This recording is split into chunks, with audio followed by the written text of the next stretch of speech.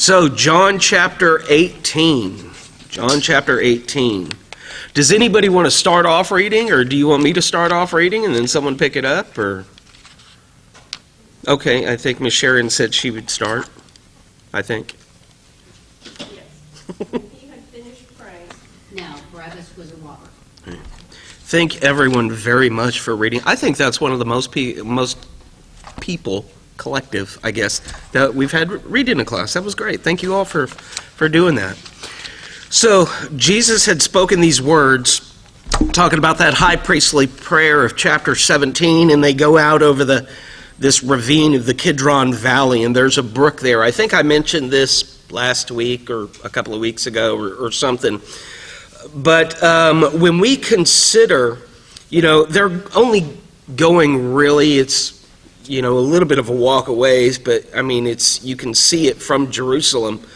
But when we consider the time that this is occurring with Passover, we have to think that the population of the city would have swollen over 100,000 people at the time. People coming in from all different areas. If you want to know those areas, you can just look in Acts chapter 2. Acts chapter 2, we've got Pentecost 50 days later. Many of those people would not have traveled back home. They would have stayed there with family or friends, which is why we also have in Acts chapter 2 that the people were selling their goods and breaking bread and all of this. It's because they had only brought with them a certain amount of provisions to last from one feast that they had to be there, Passover, and then another celebration, Pentecost. So we think about that and what's going on, and we think of the Passover lambs that would have been slain based on Old Testament law for each household, right? Jerusalem is not smelling too pretty at this point. I mean, with the population, let's face it, if we got 300 people in an auditorium with the air conditioner not working on a Texas summer, that's not going to smell too pretty either.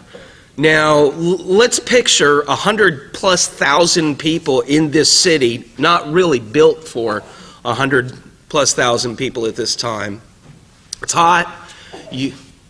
God bless you. I say God bless you because I don't have the authority to bless. Thank you, Gary.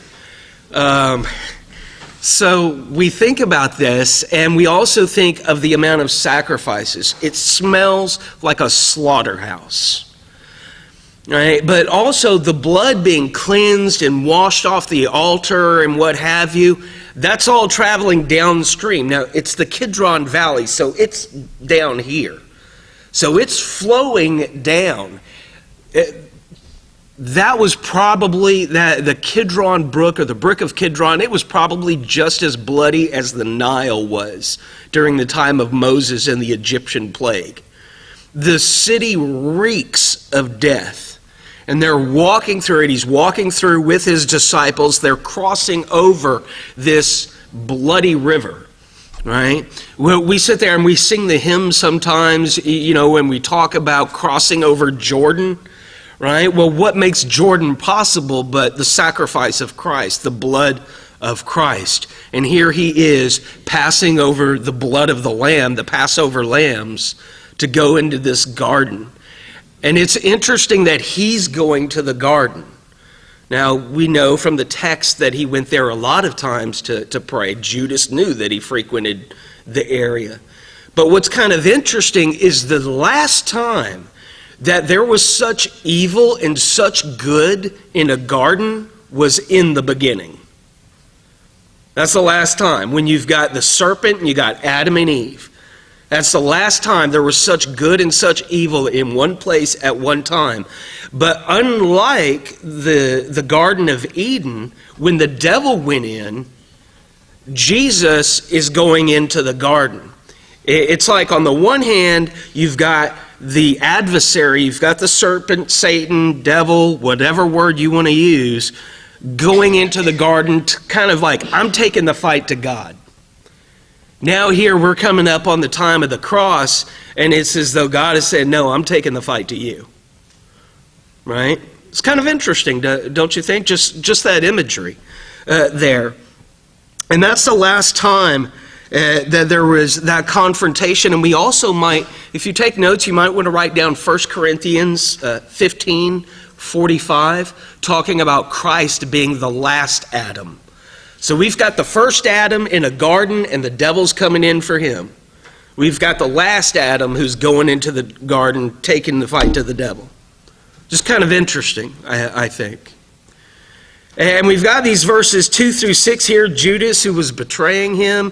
I think it's kind of interesting. I think, Miss Sharon, I think you were reading at this part. Do you mind me asking what translation you're using? Is it NIV or?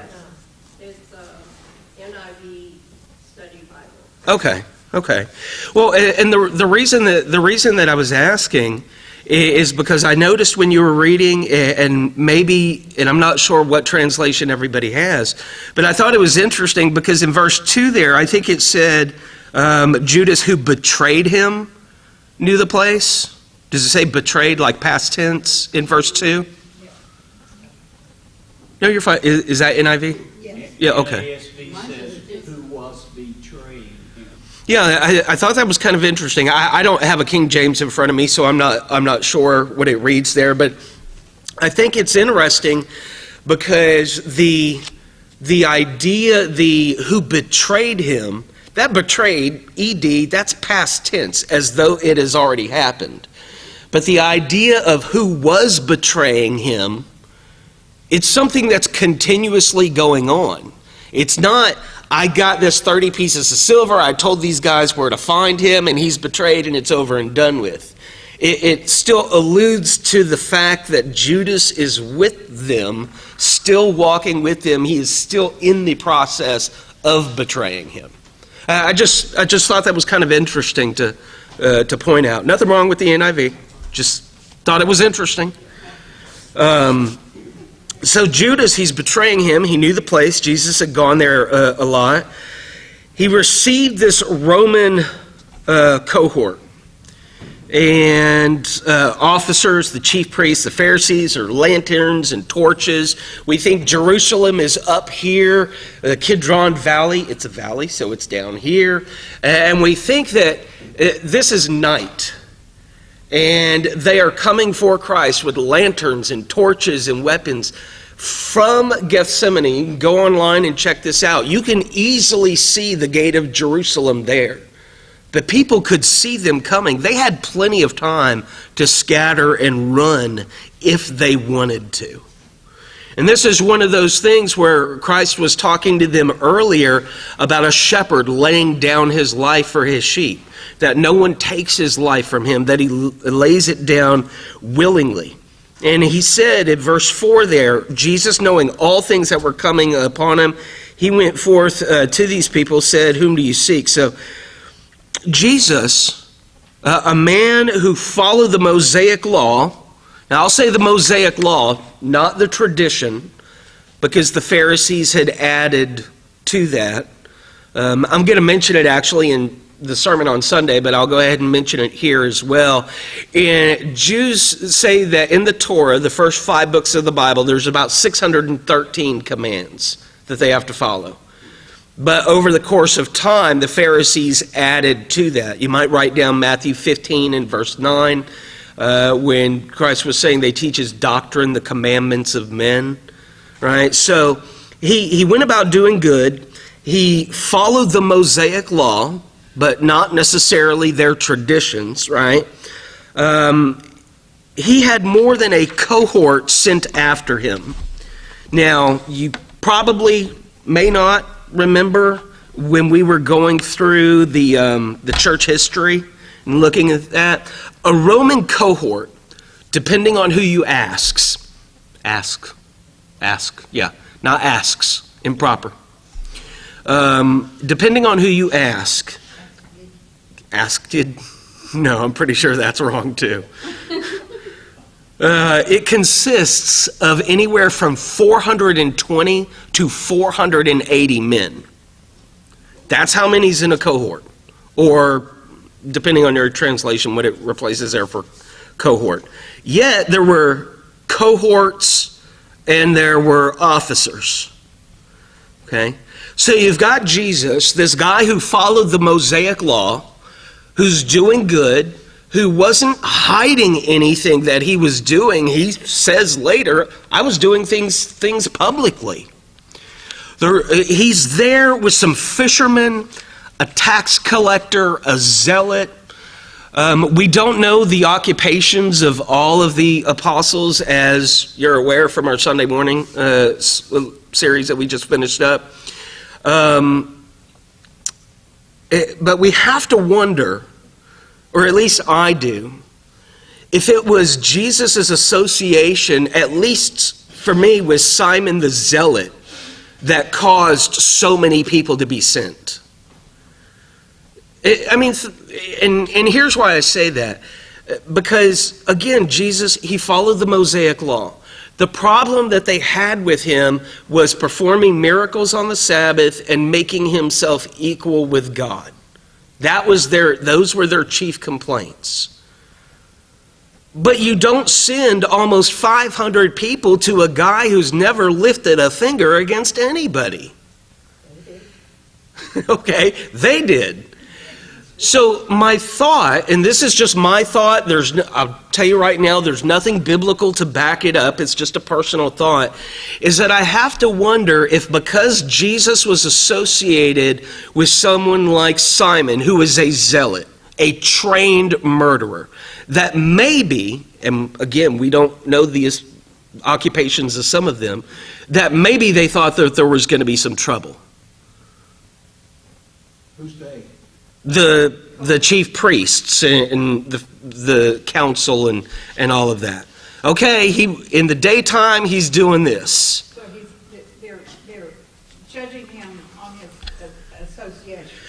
That's just a personal opinion of mine. There's nothing to say why they sent so many people, but just I personally can't wrap my mind around the idea that you've got someone who's feeding people, healing the sick, doing it in the broad of day, doesn't have a bad word to say about anybody, unless you're a Pharisee. All of a sudden, they're sending almost 500 men. And that maybe it's his association. And part of the reason that makes me think that is because what does the Bible say about association or companionship? Corrupt good morals. Right, or evil communications, depending on your translation or what have you. Guilt by association, maybe. Again, that's just personal thought. Nothing scriptural on that. I just have to wonder, but maybe they even thought Jesus was a zealot. Do we know how many people stand behind Jesus, supporting him, the 12? Well, that kind of goes back to that Last Supper idea. If you remember, we talked, and there was some difference depending on who you asked as to the number that were there. Was it the apostles and Jesus at 13? Well, Judas being gone, so there's back to 12. Was it the 2 plus the disciples? It puts it at 14. Was it a little bit of a larger number? We know that there weren't a couple hundred people there. I mean, just because he's coming from the upper room. The other Jews, they would, even if they were following Christ, they would have been in their own homes or the homes of their friends celebrating the Passover feast as well. So we don't know as to how many people were there. Maybe they did think that he had a lot more people with him than he actually did. You know, who knows? Any other thoughts, though?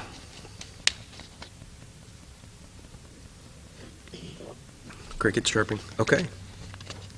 But, and when Jesus makes this declaration of who he is,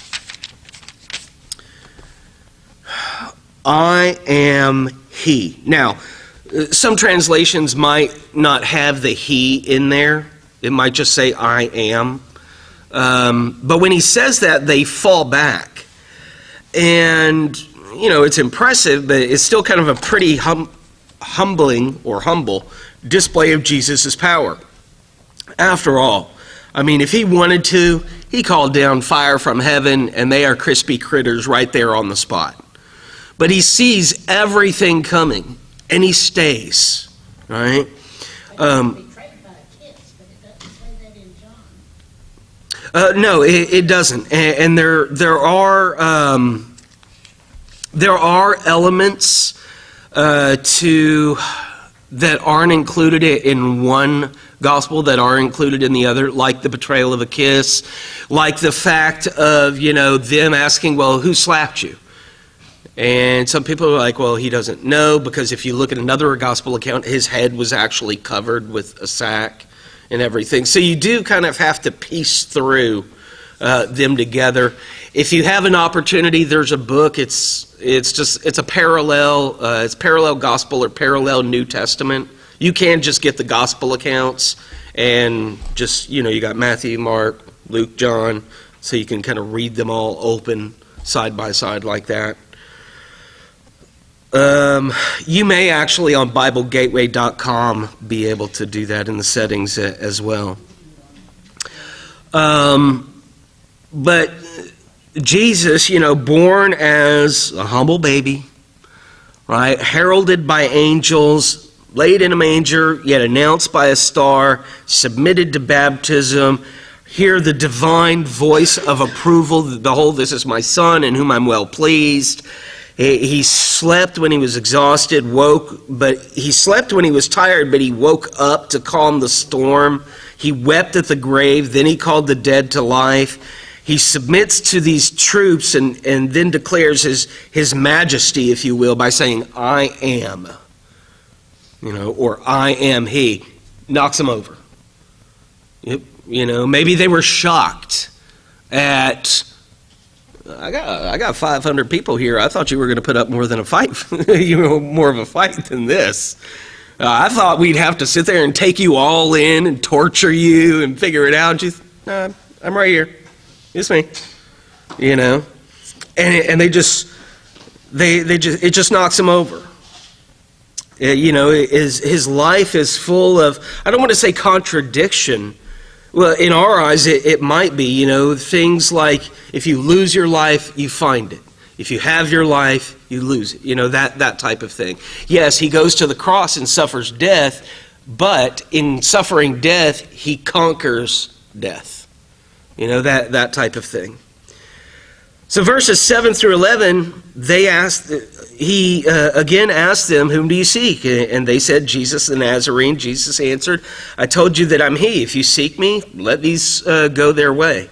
To fulfill the word which was spoke of those whom you have given me, I have not lost one. Now, that is to Pam's question earlier as to how many people were with him. Some people do believe that it was just the apostles that were with him. Because of that statement there, of those whom you've given me, I've not lost one. And if reference back to the priestly prayer there in chapter 17, which, can't find the verse at the moment. Simon, he has a sword, drew it, and struck the high priest's slave. Some translations will say servant or bond servant. The word is pronounced doulos or doulos. In English, we would translate it D-O-L-O-U-S. And the proper rendering of that would be slave. Just kind of a hint in there, because servant gives the idea of maybe someone who was paid for what they were doing, whereas a slave is not necessarily paid for what it is that they're doing. They're paid in kind of like we pay our kids, oh, you get to live here. You get to eat my food. That's your allowance, that type of thing. So servant, we think, well, maybe they get some type of pay, but it's really a slave there. So he struck the high priest's slave, cut off his right ear, and the slave's name was Malchus. So Jesus said to Peter, put the sword into the sheath, the cup which the Father has given me, shall I not drink? So let these go their way. Jesus, really, he wasn't arrested. Not when we look at it, he willingly gave himself up so he could protect his disciples. They came there to arrest him. He was betrayed with a kiss. Could we say that he was arrested? Yes. From the human perspective, secular perspective, yes, we could say that he was arrested. But let's face it, he gave himself up. He allowed it to happen. Because there were times when they did want to take hold of him or lay hands on him, and he passed right through them. Or remember when, before there was a feast and they were coming after him, and he went off somewhere else, and then he showed up at the feast because he was a good, he's a good Jew. He's a good Jewish boy. Mama loves him, right? And he's going through and he's following the Mosaic law. So he willingly gave himself up. I mean, he could have just kept saying, I am, and just walk away. He could have walked away, just said, I am, walk away. There's nothing that they could do about it if that's what he wanted to do. But he says, take me. Let these go. It's the same sacrificial love that takes Jesus to the cross for everyone. When we look at it, here we are. Death is coming for us with lanterns and torches. For some, the worst way imaginable. We think, for example, of the Ukraine, right? Jesus said, no, you let this one go. I'm taking their place. You take me instead. That's what's happening here. Now, in the immediate, we're looking at it happening among the disciples, among the apostles. But really, he does it each and every day, and he will until he comes back. That's the sacrifice. And he said the same thing to the Father's justice. And Peter, anxious to prove himself, that he would never deny Jesus. Remember him saying that? I'll die with you. I'll die for you. I'll never deny you. Yada, yada, yada. Peter, the apostle with the foot-shaped mouth, decides to cut off someone's ear. That escalated very quickly. Yeah, sure, he went from like 0 to 100 in no seconds. I'm never going to deny you. And he tries to prove himself. I'm going to cut this guy's ear off. And I really don't know how to think about that moment. On the one hand, yes, Malchus's ear is healed. But it also speaks to how impetuous Peter was. You've got almost 500 people there. You are severely outnumbered, and you're going to draw your sword and cut off the ear of the slave of the high priest. I can almost picture someone from Texas in the background going, remember the Alamo. I mean, that's kind of how it seems. Vastly outnumbered, no weapons or anything, but he wants to prove himself. So the Roman cohort and the commander and the officers of the Jews arrested Jesus and bound him, led him to Annas first, for he was the father-in-law of Caiaphas, the high priest that year. Caiaphas, the one who advised. Annas was not the official high priest, right? But as father-in-law to Caiaphas, he's kind of the power behind the throne, right? So they take him to Annas first, the father-in-law of Caiaphas. Caiaphas is the high priest, but Daddy is the one who manipulates and works behind the scenes and all of that. You ever watch those movies where there's one political party who seems to be doing everything, but in actuality it's some guy over here that's just the puppet master? Yeah. Father-in-law of Caiaphas, Annas, who they take Jesus to, he's the puppet master. He's the one that's really kind of dealing with things here. In verse 15 through 18, Simon, he's following Jesus. And so is another disciple. That disciple was known to the high priest, entered with Jesus into the court. Peter's standing there. So, we have this. He's there warming himself, saying, I'm not one of him. Peter's filled with contradiction. He's bold with his sword in front of 400 plus people. but he cowers in front of a slave girl. Talk about flip-flopping, you know? On the one hand, I'm never going to deny you. In fact, I'm going to prove it. I'm going to take this dude's ear off. And then, even though this crowd, yes, they're a mob, but they're probably not armed with weapons like the soldiers are and all of this. And this slave girl, you know this guy, don't you? No, I've never seen him before in my life. I mean, really. It's just interesting how bold he is in one moment, but how cowardly he is in the next. Maybe it became more real to him. Any thoughts or comments, though? Yes. I feel like I need to defend him. Well, you go ahead and defend him. Because he was acting like he normally acts. He was an impetuous person. Yep. Drew that sword, whacked that man's ear off. But then when Jesus told him, no, do not do that, that's not what's going to happen, then Peter obeyed. And then he was totally confused. Yeah. You know, it's like, okay, we're not going to do it this way. How are we going to do it? So he followed, which nobody else had the guts to do. Sure. And he followed, in my mind, to find out what he could do. I could see the confusion. You know, the last time I defended this guy, he told me to go stand in a corner. You know?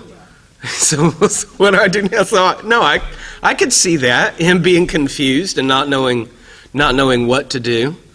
Do I deny him? Do I not deny him? Well, now, John was with him, was he not? When he went into the... Well, we know that John was at the cross. There's interestingly some debate as to whether John was with him. Part of it because of it just saying Peter went and one of the other disciples went. Some people say that it was John because he was the one that was closest to Jesus. He was the one that Jesus loved. He was the one that was willing to be there at the cross when Jesus was crucified while the others scattered. More than likely it was. And he was known by And he was known by the high priest there. Well, servant, officer. Well, A question about Caiaphas. yes, ma'am. Said he was the high priest that year. Did they change They did. the priest every year? It depended. Over the course of the high priest kind of changed a little bit. Because, for example, in the Old Testament, when we look at what we call the cities of refuge, where if someone accidentally killed someone, then they can go to one of these cities of refuge, and the avenger of blood, as they were called, they couldn't pursue them in the city. That person would stay until the death of the high priest. So that person would be high priest until they died. And then at some point it did shift to where it started to change, often based off of the political system, who was in favor with the occupying force at the time. Yeah. Yes. The history of Israel is the song that never ends. Now you know the truth. The other disciple that was with him very well could have been John. I think that it was. Just kind of conjecture, no way to say for sure, though. But I was wondering when the girls asked him if you're a disciple of Jesus, if John was standing there, Peter said no. You know what I'm saying? Yeah. It's like, I don't know. I mean, we've got... Yeah, like Pam saying Gary on a Sunday morning. Wake up, you know? Maybe... You know, I mean, if Peter's like, I don't know the man, and John's just ready to slap him in the back of the head or something, don't lie, yes you do. We both do. It's hard to tell because we don't know really what the crowd was like during that time. We've got to remember, this is at night. And they're doing it in secret. So a lot of people are off in their homes. Yes, there's almost 500 soldiers, but in getting back and them taking him to Annas, we don't know if those soldiers went back to their own posts after, because, I mean, you think about it, they show up at the garden, there's no fight other than Peter, so there's no real fight. All of the disciples, at least to our knowledge, except for 2, flee. Is there really a need for 500 people to be there, we'll say. So we don't know if they still stuck around, if they went to their own posts, if it was just, we don't know what type of crowd we're looking at. And I say that because it's possible that this other disciple got separated from Peter. There's also the idea, if I could,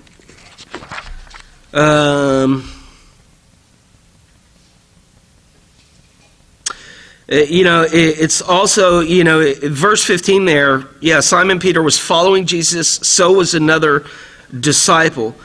We don't know how closely that other disciple was following Peter, so it might be that they didn't even get there in a pair, or because one was known by the servant of the high priest that maybe, Peter went this way and this one went this way. So, there's unfortunately a lot that we don't know.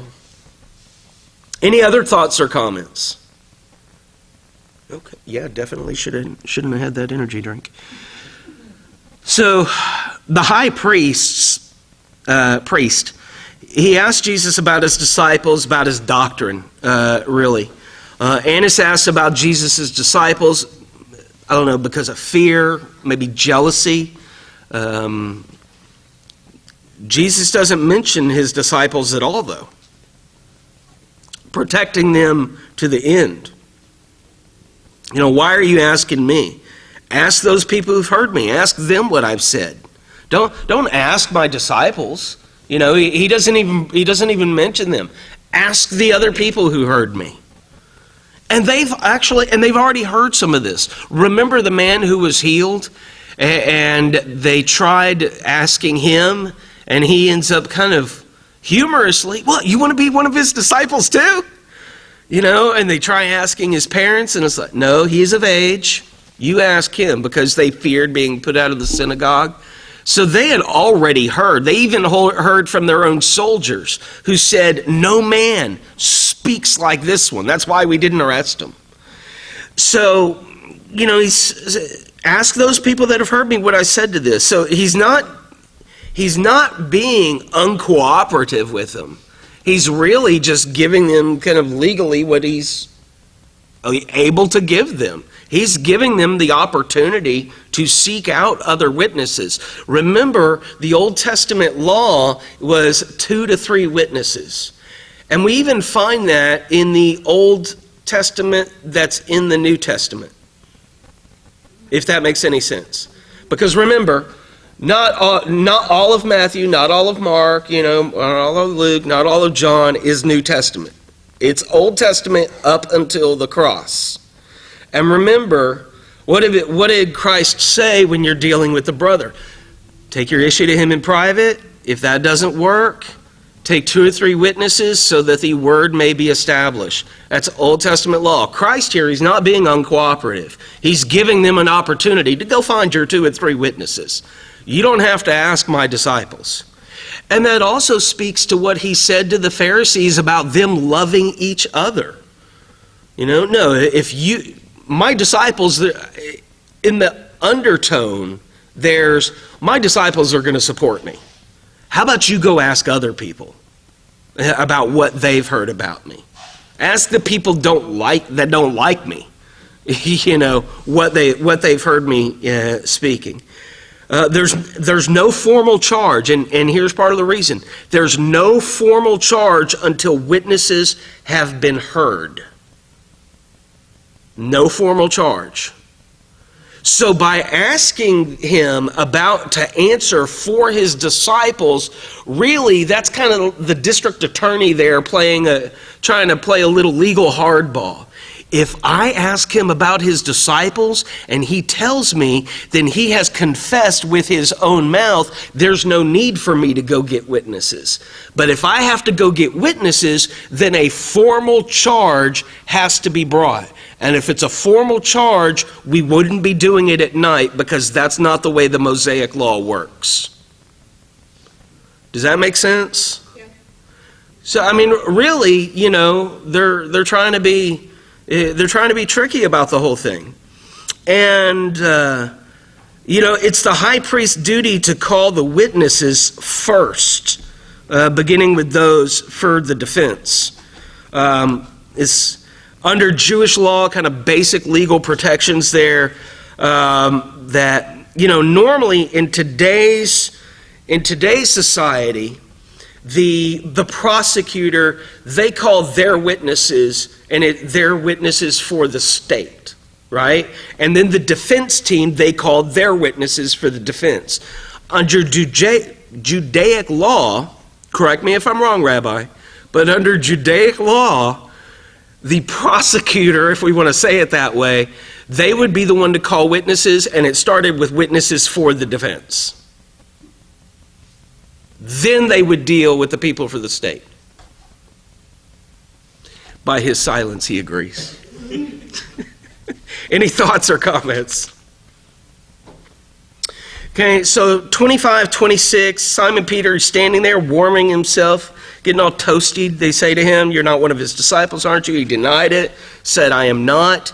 It's interesting also that, Jesus is all about saying, "I am," and Peter's all about saying, "I'm not." But one of the slaves of the high priest, being a relative of the one whose ear Peter cut off, said, "Did I not see you in the garden with him? Did I not see you cut off my brother's ear?" Peter denied it again, and immediately a rooster crowed. Notice in this, though, that it's not Peter's faith that fails. It's not his faith that fails, it's his courage. That's what fails. And after his failure, he weeps because he really does love Christ. Other gospel accounts emphasize Jesus' trials before the Sanhedrin. John, though, emphasizes them before Roman authority, Pontius Pilate. Pilate was characterized in his day as naturally inflexible, kind of ruthless. This idea, for example, of Pilate asking, what is truth? Some people think that, he's being inquisitive. Maybe he's, going to be convinced to be a Christian. No, that wasn't Pilate. No. Think of him saying it more sarcastically than that.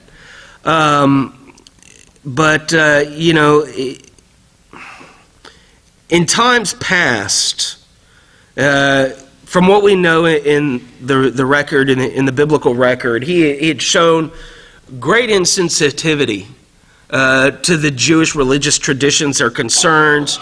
The Jews had complained about them.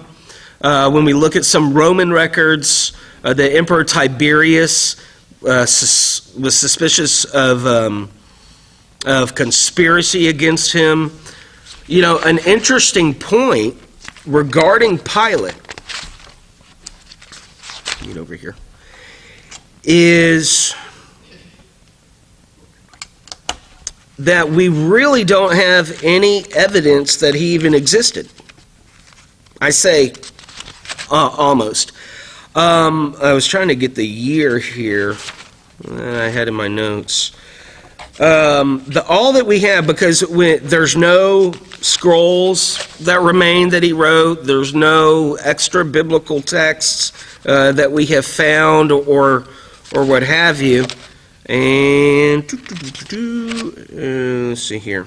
Okay. 1961. Up until 1961, there was no concrete archaeological evidence that Pilate actually existed. Okay? There were accounts of him,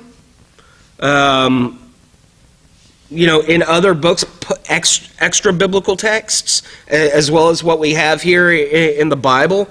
But the records of his administration disappeared.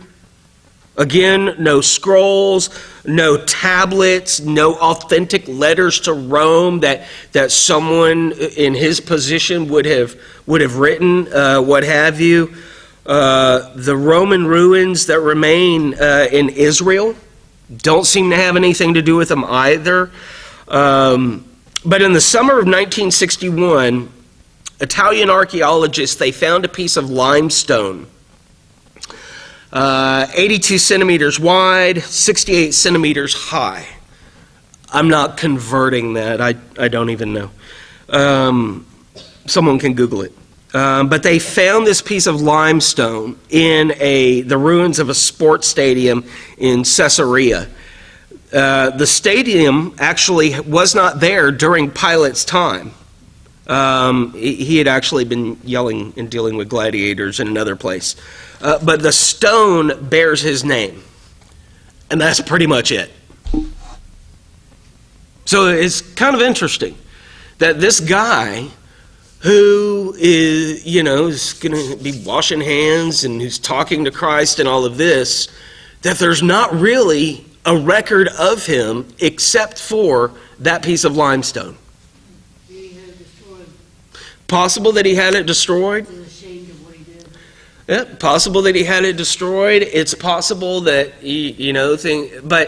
but it's interesting, and here's part of the reason why he could have had it destroyed, but probably not. And here's the reason why.